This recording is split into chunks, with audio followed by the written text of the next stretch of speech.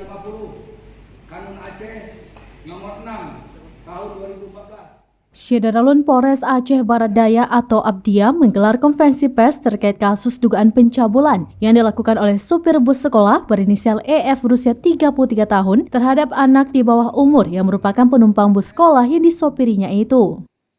Dalam konferensi pers yang dipimpin Wakapolres Abdia, Kompol Asyari Henry SHMM, didampingi Kasareskrim Ibtu Rifki Muslim di Mapolres setempat pada Rabu 17 Mei 2023 terungkap, sesuai keterangan korban kejadian pemerkosaan yang dilakukan pelaku EF terjadi sebanyak 5 kali.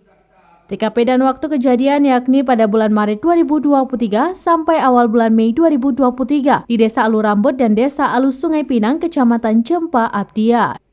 Modus operandi tersangka melakukan pemerkosaan terhadap korban dengan cara bujuk rayu dan pemaksaan.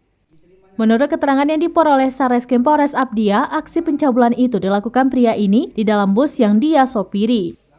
Hasil pemeriksaan aksi pencabulan ini sudah dilakukan pria tersebut sejak Maret hingga awal bulan Mei 2023.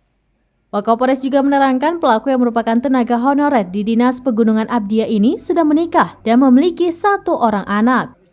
Adapun pasal yang dipersangkakan lanjut Wakapolres yakni pasal 50 Kanun Aceh nomor 6 tahun 2014 tentang hukum jinayat, di mana setiap orang dengan sengaja melakukan jarimah pemerkosaan sebagaimana dimaksud dalam pasal 48 terhadap anak diancam dengan hukuman cambuk paling sedikit 150 kali, paling banyak 200 kali.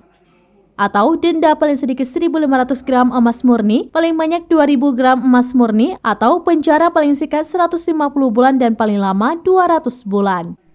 Dari Aceh Barat Daya, Taufiza, Serambi News.com.